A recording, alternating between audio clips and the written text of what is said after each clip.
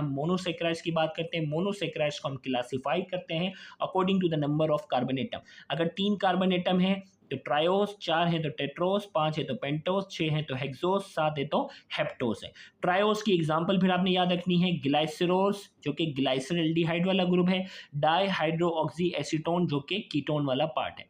इसी तरीके से टेट्रोस की अगर हम बात करते हैं इरिथ्रोस, इरिथ्रोलोस, यहाँ हमारे पास जो है ये अकर इन सम बैक्टीरिया, कुछ बैक्टीरिया में पाए जाते हैं। ट्रायोस जो है वो रेयर इन नेचर, ये भी बुक के यहाँ पॉइंट्स लिखे गए हैं। पेंटोस में हमारे पास राइबोस और राइबुलोस इसके एग्जांपल है। हेक्सोस 6 कार्बन वाले में ग्लूकोज, फ्रक्टोस, गैलेक्टोस है। Most important sugar from biological point of view, biological point of view के मुताबिक ये तीनों जो है वो बहुत ज्यादा अहमियत रखते हैं। हेप्टोस जो है वो ग्लूकोहेप्टोस, हेप्टोस में कितने हैं 7 कार्बन है। अब जो वो फिर एग्जांपल आपको आती है एल्डोहेक्सोस की, आपके पास एग्जांपल क्या है ग्लूकोज, गैलेक्टोस और मेनोस, ये याद रखना है। कीटोहेक्सोस की एग्जांपल याद रखनी है फ्रक्टोस, सोर्बोस और पाइसिकोस, ये है।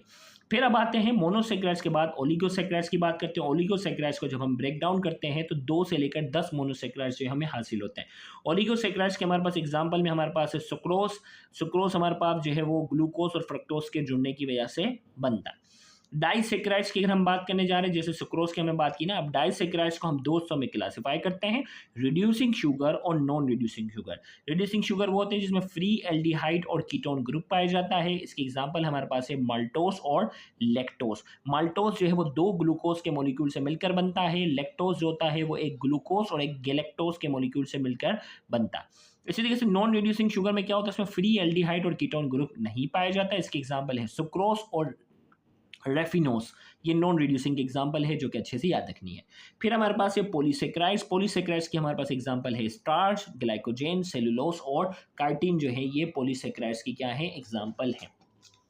फिर हमारे पास जो है अब 1 बाय 1 हम बात करने जा रहे हैं। सबसे पहले हम बात करेंगे स्टार्च। स्टार्च में हमारे पास जो है वो 2, याद रखिएगा पॉलीमर ऑफ ग्लूकोज है, बहुत सारे ग्लूकोज के जुड़ने की वजह से बनता है। अब हमारे पास जो है वो स्टार्च को हम 2 हिस्सों में इसकी चेन, एक स्ट्रेट चेन है उसे अमाइलोज कहते हैं और दूसरी जो चेन है वो ब्रांच चेन है जिसे अमाइलोपेक्टिन कहते हैं। स्ट्रेट चेन जो स्टार्च की होती है वो सॉल्युबल इन हॉट वाटर के अंदर सॉल्युबल होती है, जबकि ब्रांच चेन जो होती है वो insoluble in hot and cold water, hot और कोल्ड वाटर दोनों के अंदर इनसॉल्युबल होती है। आयोडीन टेस्ट में क्या होता है, give blue colour to iodine. Starch को जब भी आयोडीन टेस्ट में हम शामिल करते हैं तो ब्लू कलर प्रोवाइड करता है। ग्लाइकोजेन की अगर हम बात करते हैं also called animal starch, glycogen को एनिमल स्टार्च कहते हैं, ये भी पॉलीमर ऑफ ग्लूकोज होता है, बहुत सारे पॉलीमर से मिलकर बनता है।